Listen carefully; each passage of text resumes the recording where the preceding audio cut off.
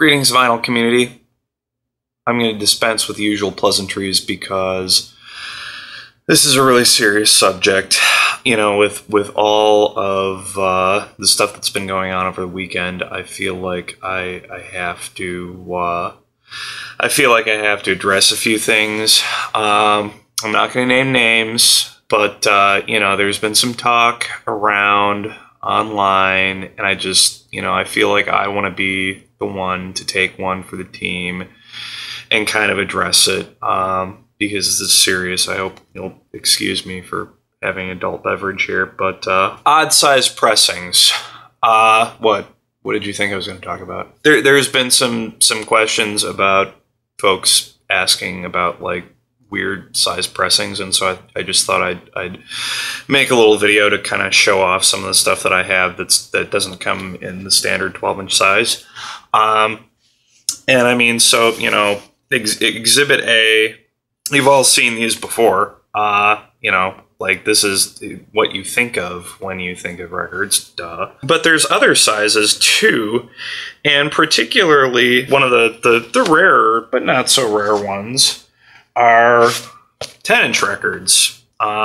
This one is the Dirty Beaches Water Park soundtrack. Picked that up in Texas. As you can see, it's a little bit of a different size. And I'll put them all on the turntable in a second, and you can kind of see what the difference is. But the story with 10-inch records is that the very first records, 78s, which spin at 78 RPM, and they are the first records. They play it on the crank-up gramophones, and you can still get turntables that play at 78, but I don't actually own any 78s because I don't have a turntable that plays at 78. But they generally tend to be 10 inches, and then that sort of kind of went over into newer records that play at 33, partially because, you know, it's a format that people knew, and so, you know, you still could get 10-inch records that were at 33 when they started coming out with actual vinyl records like we know. And I mean, people have just continued to make them just because they're sort of unique, and for other reasons, which I'll kind of get into as I sort of go through what I have. There aren't a whole lot of 10 inches. In fact, some people have asked, you know, where can I get sleeves for 10 inches? And that's kind of a perennial question because generally, like, nobody really wants to buy 100 sleeves for 10 inches because they just don't have that many. And so, I mean, they're hard to get. You know, maybe if you go to a big store like Amoeba or any of the really huge stores that just have a lot of stock, you might be able to pick them up cheap in singles or 5-packs or whatever. But, you know, generally nobody needs 100 10-inch sleeves because there just aren't that many 10 inches. The next one I was going to show off is the Bombino Record Store Day 10-inch, and it's just on black vinyl. And it's kind of cool, you know, it's the Record Store Day. And I don't know if you can kind of see that. I'm looking at my monitor here to see if you can see, but there's a lot of dead wax on this guy. And on the other side too, like there's literally probably almost 2 inches of dead wax on the inside of this record. And what that kind of leads me to believe is that it sort of falls into Record Store Day syndrome, where it should have been a 7-inch, and it could have been maybe a little crowded 7-inch, but, you know, there are more 7 inches than 10 inches, and so they decided to make none such, decided to press a 10-inch for this. Whoop-de-doo. Which is not to say that it isn't a cool record, and it's not to say that 10 inches aren't cool records. It's just, you know, with this, I kind of look at it and I'm like, maybe you could have pushed it on a 7-inch. I don't know. So, I mean, I guess the next example of the 10-inch I'd show off, and this is in a kind of, you know, Blake-style sleeve where it's sealable. It's kind of a collector's item, but is the Boris and Torch split. And, you know, Boris, heavy rock band, Torch, heavy rock band. They did a split. I think they've done another one, too. What a shocker that they hang out together. But this is kind of cool because it's a 10-inch, and it's on purple and yellow splatter vinyl, which is awesome. And it also comes with this, like, it's not just a sleeve, but it's actually a pretty cool double-sided poster thing, which I'll try and show, but, you know, yeah, double-sided poster. And if you look really closely, you can kind of see that there's words worked in there, like B-O-R-I-S, Boris. I will put the artist name in the credit because he's kind of a well-known guy. So, I mean, that's like another example of, like, why do people press 10 inches? Because they're unique and they can be collectible, especially if you press them on kooky colored vinyl.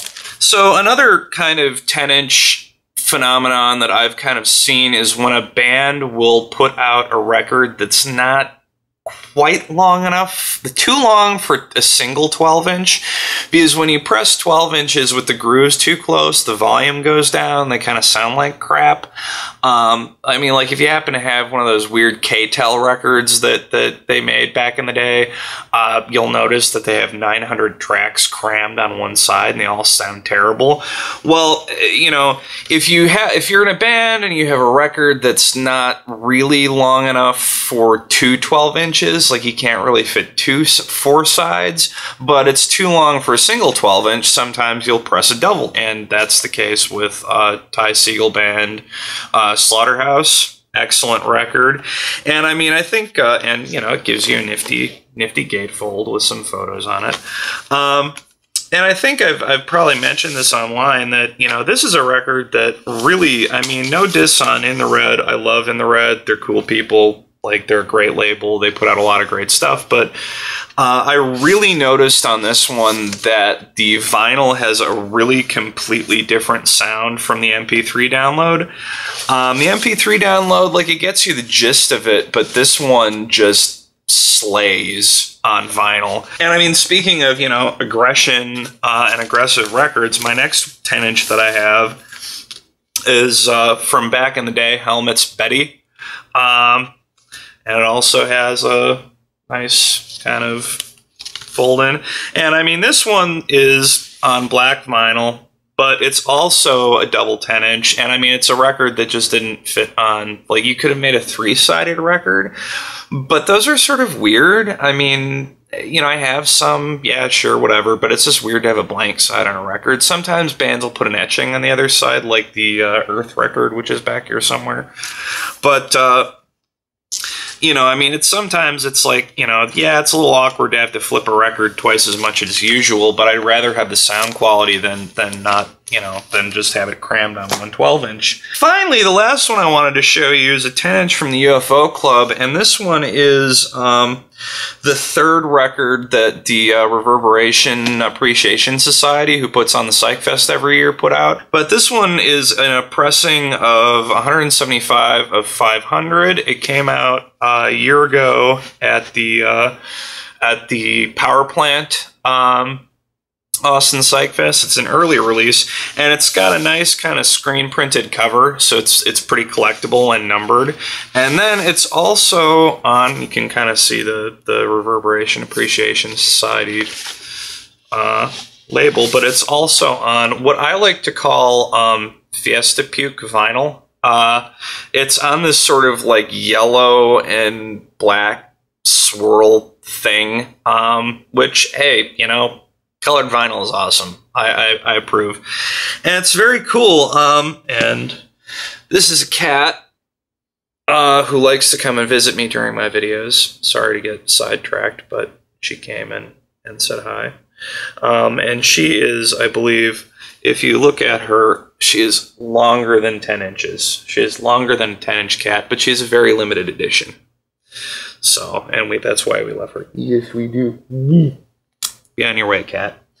So, and I mean, the thing about, you know, if you haven't come across a 10-inch record, the metaphor is that 10-inch records are sort of like pornography. You know, pornography, you'll know it when you see it. 10-inch records, you'll know it when you see it, because it's not the size of a 12-inch record. Although, just to confuse things further and get into, like, different kind of odd pressings, you know, I described to somebody that, like, if you look at the 10-inch record, they're going to have the same size label on them. They'll just have a different ratio of vinyl to label. And so I got this which is it's a tribute to Lucio Fulci, the Italian horror director. And this is a 12-inch. It is a 12-inch, but it's an EP, so it's very short. And so it also has a gigantic label on it, and it's on splatter vinyl. But, you know, like the ratio, it may be a 12-inch, but the ratio on this of vinyl to label is completely different. So talk about, you know, something to bake your noodle on that one. And then just to cover a few other kind of weirdo pressings in different sizes or in different styles. So we all know 7-inch records, and there's two kind of variations. So, you know, this is another Italian horror from the same label, which is a typical 12 or 7-inch. Sorry, stumbling over words here. Typical 7-inch. This one has the small hole on it, and it's on kooky blood splatter vinyl. But, you know, we know 7 inches. We've seen them before. That's old hat. In the 7-inch family, there's also FLXzoggs, which are different. They're flexi because they're flexi. And this is a limited edition Heavy Times flexi disc. And if I pull it out, you can kind of see it's sort of it's clear. It's on almost an acetate. You can see through it.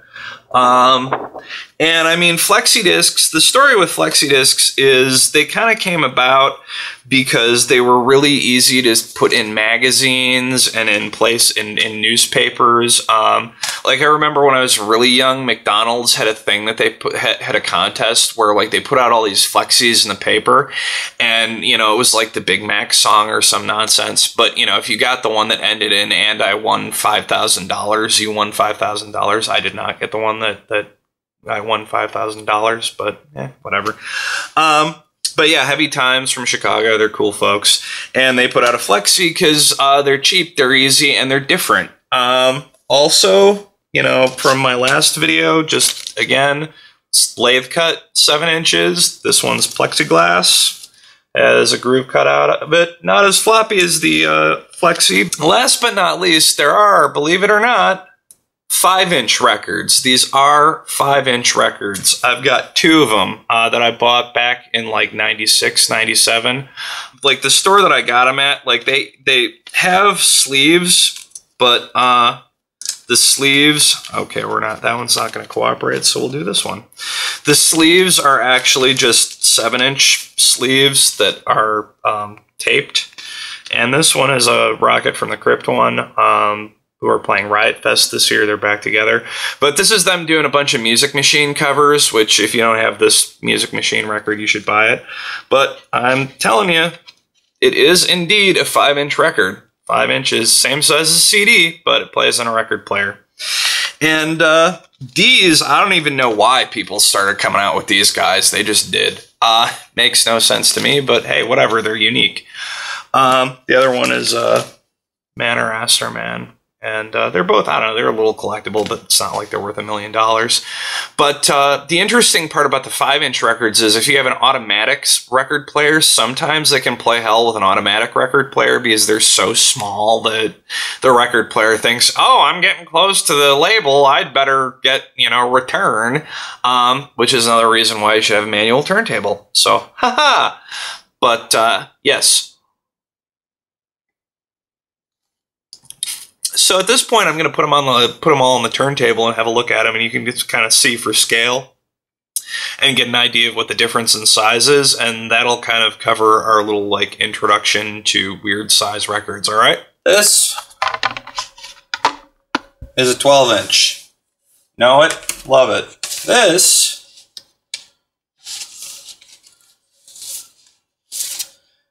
is that weirdo 12-inch. Notice, same size, different label. This is a 10-inch. See? 1 inch, 1 inch. This is 2 inches smaller than a 12-inch. Do the math. All right, get ready for it. This is a 7-inch. Smaller, smaller. Okay. This is that Flexi I told you about. Flexi. And it's approximately 7-inch size. See how it fits on there. And for the record, don't do this with your records. It's not good to stack them. But I'm just doing it because I need to demonstrate. Last but not least, this here is the teeny weeny 5-inch record. Size of a CD. In fact,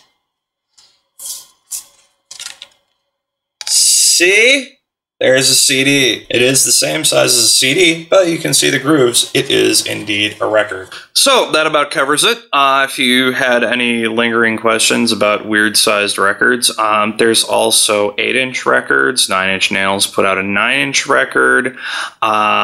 There's various other. There's I believe a 13-inch record that Third Man put out, which barely plays. In fact, there's even 16-inch transcription discs, which are really weird and special, and you'll probably never run into. But for the most part, it is 12-inch, 10-inch, 7-inch, and in odd places in that kind of, and about the same frequency that Y is used as a vowel. You might even find a 5-inch. But thanks for watching, and love you all. And my next one is probably going to feature Tim Guthrie, so stay tuned for that. And as usual, peace, love, and rock and roll.